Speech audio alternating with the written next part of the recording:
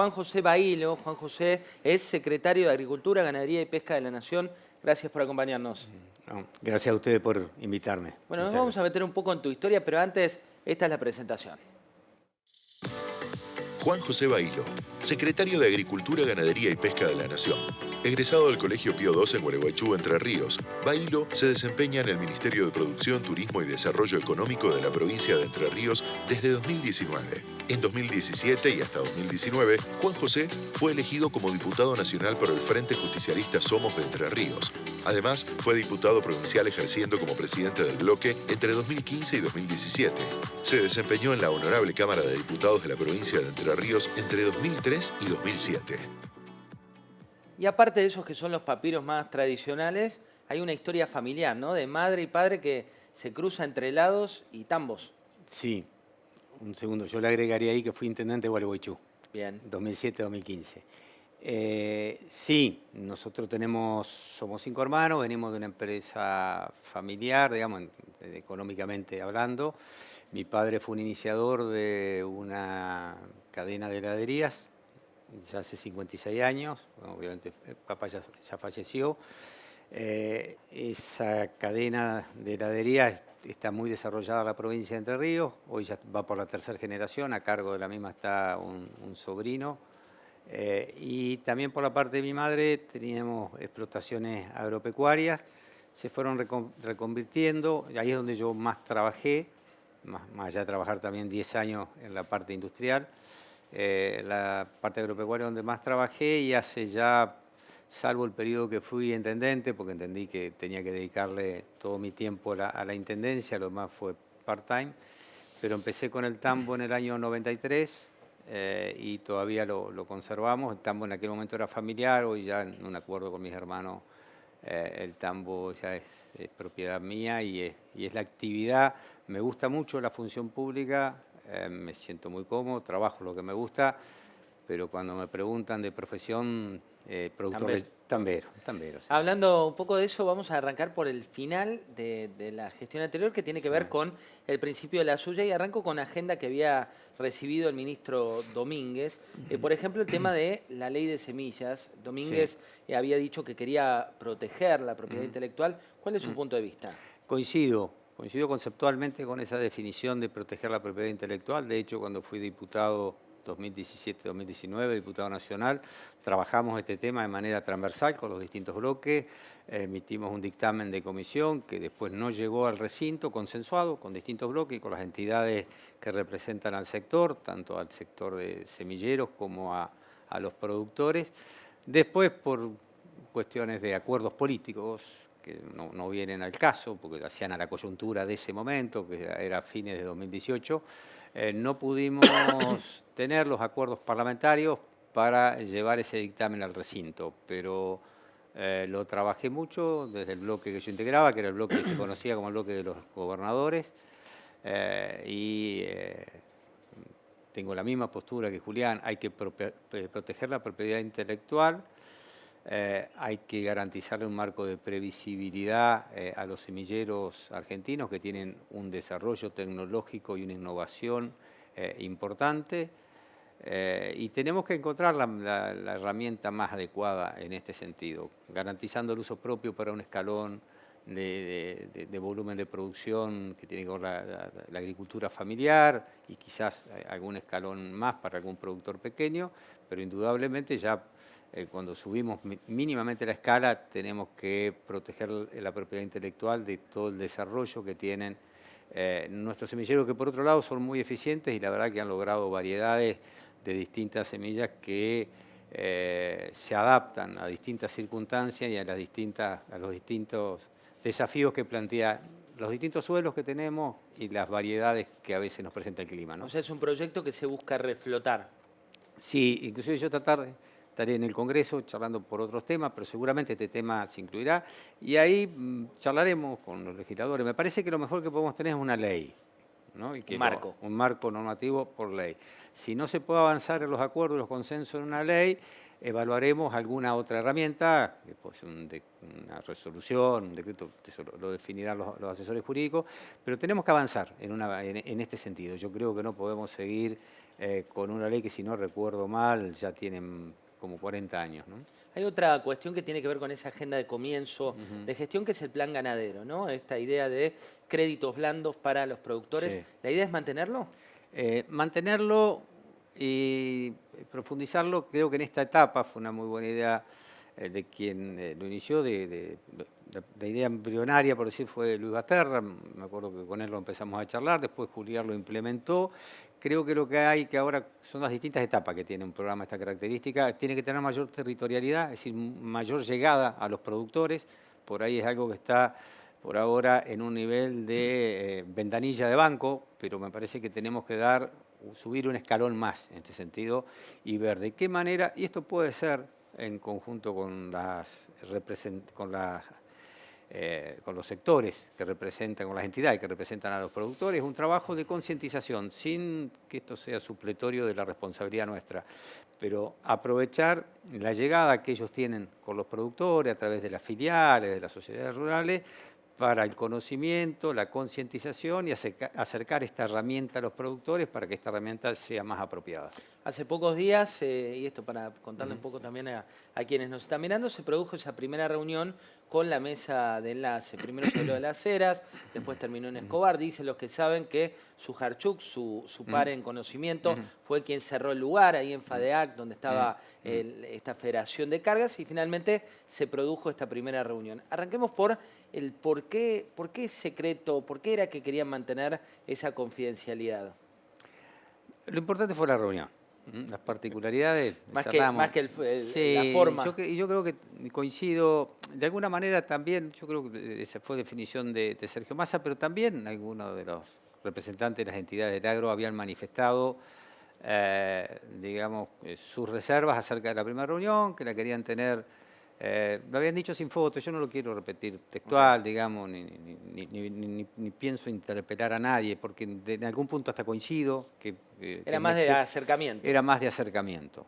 Era más de acercamiento, de una cuestión más descontracturada, si vos querés, pero no menos importante, de conocer de primera mano, de parte del ministro, una descripción del sector, de cómo está las distintas actividades que representa la mesa enlace en este momento, cuáles son los desafíos que tienen por delante, cuáles son los inconvenientes que se le presentan, ir construyendo una agenda. Esto es sobre la base de la convicción que tenemos nosotros de que las decisiones que vayamos tomando, sin renunciar a las responsabilidades que tenemos como funcionarios públicos, si esas decisiones nos dejamos ayudar por los sectores involucrados, seguramente serán más asertivas y serán más exactas en la implementación de las políticas. Bueno, construimos una agenda, dejaron los principales temas planteados, nosotros en menos de 96 horas, menos de 72 horas convocamos a los técnicos a través de los representantes. Ayer tuvimos la primera reunión con los temas que nosotros entendimos, quedaron más claramente planteados en la reunión del día viernes. Eso no invalidó que los técnicos incluyeran otros temas y nosotros anotáramos.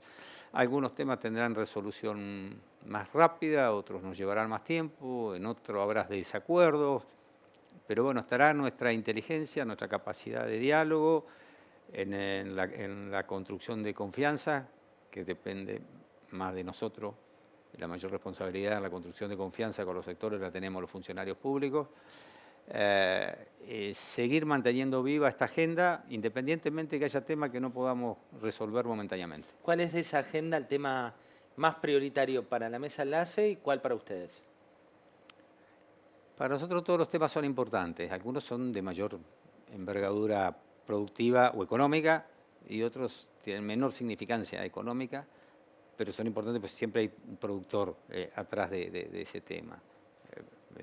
Desde el tema de la carne, que plantean mayor apertura de todos los mercados, desde el mercado externo, el tema de mejorar la liquidación del mecanismo que se conoce como 70-30, del dólar para la liquidación de soja, hasta lo que plantearon ellos, ayer que no estaba en agenda, pero plantearon la posibilidad de mejorar de alguna manera la rentabilidad de los productores ovinos, digamos, porque están pasando por una situación coyuntural de baja rentabilidad.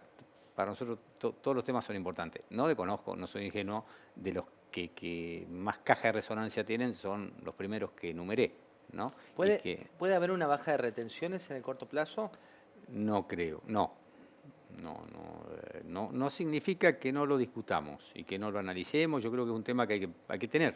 No hay que empezar a ponerlo arriba de la mesa, hay que ponerlo arriba de la mesa, sabiendo de que no hay soluciones mágicas y no generando ninguna expectativa que después no se condiga con la realidad. Hoy, en el corto plazo, no hay ninguna posibilidad de modificar este esquema de retenciones. Me parece que hay que plantearlo inclusive de una manera integral, en una matriz impositiva, de costo impositivo, a donde se optimice, digamos, esa matriz impositiva, donde haya más impuestos directos y menos impuestos indirectos, donde haya mayor progresividad, pero también mayor incentivos a la inversión, al desarrollo de tecnologías, a la generación de mano de obra, al crecimiento, en definitiva, de los sectores, como cada uno de los sectores lo plantea. Creo que hay que empezar a separar lo que son las cuestiones y las decisiones empresariales y privadas que, como consecuencia de esas decisiones,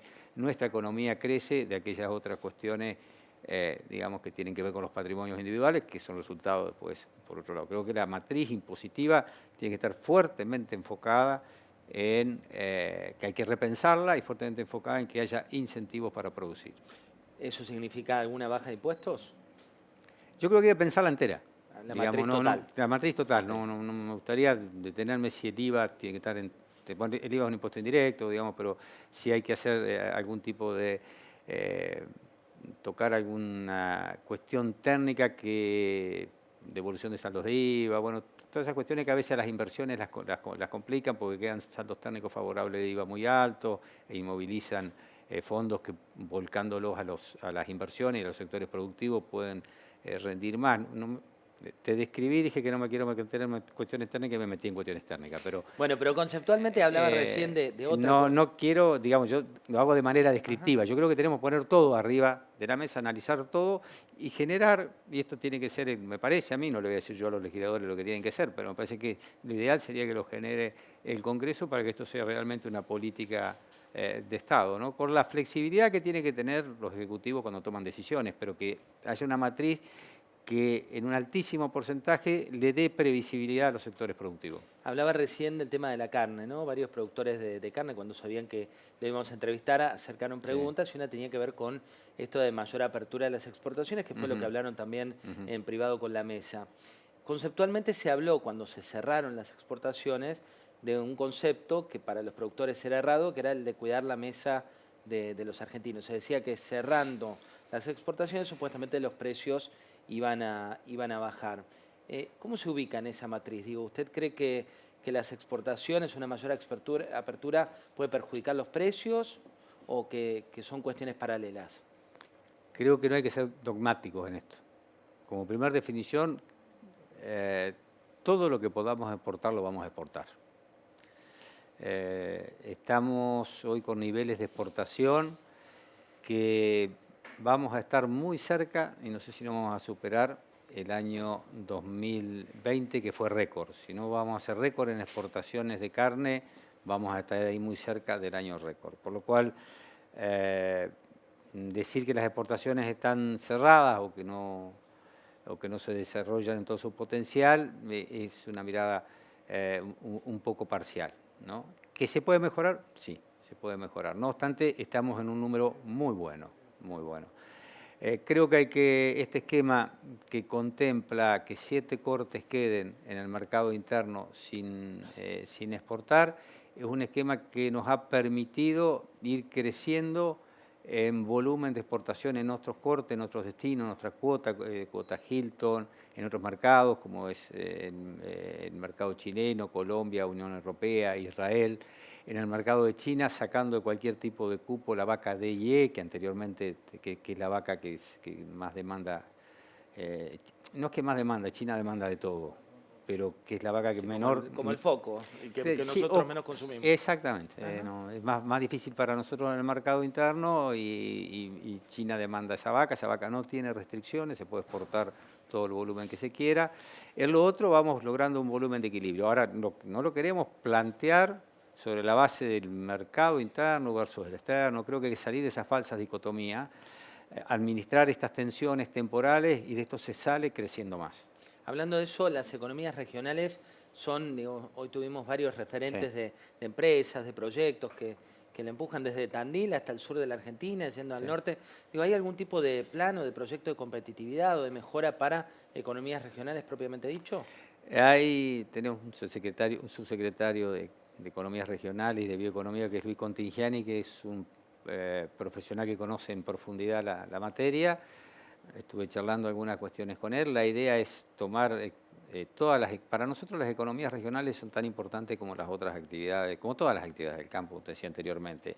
Por ahí no tiene la visibilidad, por esto que no generan los dólares que generan otros sectores, pero sí, por ejemplo, son muy importantes en términos de mano de obra. Yo conozco, por venir de Entre Ríos, la importancia de la citricultura en Entre Ríos y de la producción de arándanos, por ejemplo, que está en 2 departamentos de los 17 que tiene Entre Ríos y genera 20.000 puestos de trabajo directo. Genera mucho más puestos de trabajo que todo lo que es la cadena primaria. Por eso unas actividades son importantes por algunas cosas, por los dólares que generan y por los volúmenes producidos, y las economías regionales quizás no generan estos valores tan importantes, pero en mano de obra y en arraigo, que es tan importante para nosotros, tiene una significancia. Ahí hay que analizar, de acuerdo a los mercados, de acuerdo a sus estructuras de costo, y tener un esquema variable. Yo en esto pretendo ser muy pragmático y heterodoxo, digamos. Creo que hay que tener un dinamismo a la toma de decisiones que le permita a todas las actividades tener rentabilidad. Y para eso no tenemos que caer en dogmatismos muy duros. Sí hay que ser flexibles en temas de reintegro de exportaciones, alícuotas que todavía quedan de retención, que son muy pequeñas, porque la verdad que en los últimos 2 años casi todas las economías regionales tienen alícuota cero, no todas, casi todas. Se ha avanzado mucho. Eso le solucionó el problema a muchas de ellas, no a todas. Y después están los desafíos que se van presentando, porque a veces el precio baja, se abren, se cierran el mercado. Pero yo creo que la Secretaría, para abonar en ese sentido, nosotros, y esto lo hemos charlado con el ministro Massa, tenemos que incorporar 2 ejes que uno se trabajó fuertemente en la gestión de Julián Domínguez, quiero reconocerlo, que es la ampliación de la oferta exportable de todos nuestros productos y la generación de nuevos mercados para entrar a más mercados, tener más inserción en el mundo. Y otra cuestión que tenemos que incorporar y tenerlo presente en la mesa de cada análisis técnico que hagamos de cada producción sectorial es ciencia técnica y economía del conocimiento. Si nosotros no atamos, tenemos los productores casi, si no son los más eficientes del mundo, está por ahí cerca. Con una inversión muy alta en tecnología, en maquinaria, con un desarrollo en genética de semillas también importante. Ahora, como decía uno de los chicos, la verdad que la revolución, por definirlo de alguna manera, del conocimiento tiene cada vez plazos más cortos y se va renovando ese conocimiento en intervalos cada vez más cortos. Y nosotros tenemos que tener a ciencia técnica y economía del conocimiento, con todo el aporte que tienen de desarrollo de software, de nueva tecnología, de biotecnología, para la mejora de los procesos productivos, porque tenemos que producir más, pero también tenemos que cuidar el ambiente. Entonces, simultáneamente con eso tenemos que producir más impactando menos. Bueno, hablando un poco de impacto y de realidad, hay un tema que preocupa y mucho, que es el de la brecha cambiaria, ¿no? Que preocupa porque genera distorsiones en los gastos de los productores y tal vez es una foto que imagino ustedes quieren corregir. Sí. ¿Qué se va a hacer al respecto? La brecha cambiaria, para comunicarla desde mi lugar, es cierto que existe, no la voy a negar, pero no es la brecha del 130 a 80. La brecha más importante que tienen los productores es que venden a un dólar de 89, 90 pesos, que es el dólar oficial menos las retenciones, y la gran mayoría de del paquete tecnológico de los insumos lo compran a dólar oficial, ¿no? Ahí hay como 40 pesos sí, de diferencia que perjudica a los productores. Después hay muy pocas cuestiones, no digo que no haya, pero hay muy pocas cuestiones que están atadas al dólar oficial y que muchas veces hacen a especulaciones puntuales. Yo creo que la brecha se tiene que corregir fundamentalmente por el lado de la estabilidad macroeconómica, de la previsibilidad que le tenemos que dar a este país en términos económicos, que hace muchos años que no tiene previsibilidad, no es de ahora, quizás hayamos tenido algunos episodios en el mes de julio que visibilizaron más eso, pero tenemos que trabajar en esa previsibilidad y achicar la brecha me parece que es bajando el techo, y eso se logra reconstruyendo confianza y con las medidas macroeconómicas acertadas. En algunos casos por desconocimiento, en otros por cierta intencionalidad, cuando se mostraron fotos de los silobolsas, Sí. se le daba cierta connotación, ¿no? Pero hubo en algunos casos algunos actos de vandalismo para esas silobolsas. ¿Cuál es su opinión respecto de esas agresiones que han recibido algunos? Los condeno enérgicamente, son un delito. Como funcionario público no puedo avalar ningún tipo de esas actitudes. Hablando de otra cuestión que es la política de granos, ¿no? Que es otro eje de la cartera, ¿están previendo mantener los fideicomisos de aceite y trigo? Hay fideicomiso, el fideicomiso de girasol ha funcionado muy bien, el de trigo me tengo que interiorizar algo más, eso está en la Secretaría de Comercio, en el área de Matías Tombolini, con lo cual recién ingresado, Sí, te hay pido que disculpas. tomar la cartera y empezar a evaluarla. Claro, me han interesado los temas que tienen vinculación directa con la cartera, pero lo vamos a evaluar. Yo, como te digo, en esto no soy dogmático, me parece que tenemos que trabajar. El norte tiene que ser más producción, más crecimiento, más inclusión laboral, más desarrollo tecnológico, más mercado interno, más exportaciones. En el medio, generar las herramientas adecuadas para que se condigan con ese norte, ¿no? Fuentes cercanas al Ministerio de Economía lo que Sí. decían es que se venía un anuncio importante de una empresa china de fertilizantes Sí. para esta semana. ¿Ya se profundizó, ya se oficializó? Hay una definición en política que dice que las buenas noticias las da el ministro y las malas los secretarios. Bueno, va a haber cambios en términos de... Pero eso próximamente, ¿no? Sí. Próximamente que va a ser un hito. Hay buenas expectativas, muy buenas expectativas. ¿Va a haber cambios en el tema de sanidad en SENASA? En las autoridades no. Estamos trabajando en una mejora permanente, tenemos muy buen estatus sanitario. Yo voy a participar mañana en la ciudad de Posadas, a donde hay una jornada organizada por CRAC con todas las fundaciones de los entes sanitarios de las provincias, que son los organismos que hacen la ejecución de la aplicación de las políticas sanitarias, trabajando en conjunto con SENASA y con autoridades provinciales. En eso se está trabajando muy bien y la idea es profundizar por ahí. Dos preguntas más Sí. difíciles para el cierre. Veo que usted dice los ministros dan buenas noticias. Esta tiene que ver con el diferencial arancelario del complejo oleaginoso, ¿no? Que lo habían suspendido en marzo hasta fin de año. ¿Están pensando en restituirlo? ¿Ya tienen una definición? No es algo que yo haya escuchado los últimos 15 días que participo en las reuniones del equipo de Sergio Massa. La última, le toca una cartera que ha tenido muchos vaivenes, ¿no? En la relación de gobierno y sector. Sí. ¿Qué lugar ocupa para usted el campo? Importantísimo. Primero, me gusta hacer una definición del campo en la diversidad, en la integralidad que tiene y en la importancia que tiene, ¿no? Porque el campo son nuestros productores de la región pampeana, de la región centro, son las economías regionales, son las mujeres y los hombres que le ponen el cuerpo al laburo todos los días, y esto es a lo largo y a lo ancho del país. Para nosotros, para mí en lo personal, porque la pregunta me la hiciste a mí, es impensado, absolutamente impensado que yo tenga una opinión desfavorable hacia estos sectores productivos, porque sería renegar de donde vengo. Después podremos tener, porque vengo de una familia productora, porque vengo de fuerte vinculación con los sectores productivos. Yo trabajé 20 años en la actividad privada antes de ingresar a la actividad pública. De los 18 hasta casi 19, de los 18 a los 37 trabajé en la actividad privada. Yo ingreso a la función pública de lleno a los 37, cuando fui diputado provincial.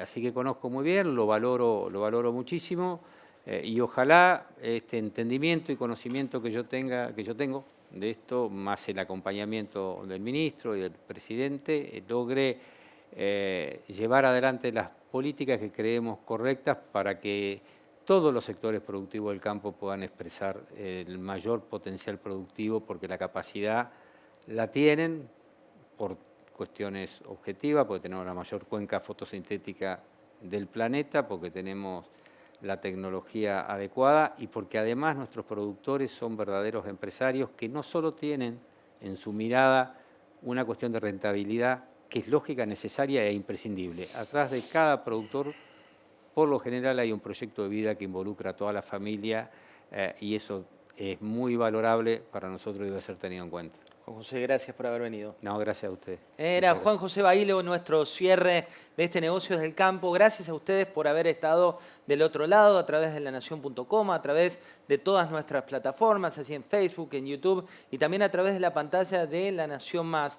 Queríamos compartir con ustedes esta cuestión que es el campo del futuro y por eso fuimos a buscar a todos los referentes que marcan la agenda, no de coyuntura, no la agenda que a veces nos enoja, a veces nos pone contentos, pero que tiene que ver con el corto, sino con esa agenda que, como decía Bailo, tiene que ver con el legado, con lo que uno trae, con las familias que históricamente apostaron y decidieron como vocación de vida dedicarse al campo y en definitiva son esas mismas familias las que nos van a llevar al futuro. Así que mil gracias por haber estado y nos reencontramos muy pronto con otro especial de nuestra comunidad de negocios.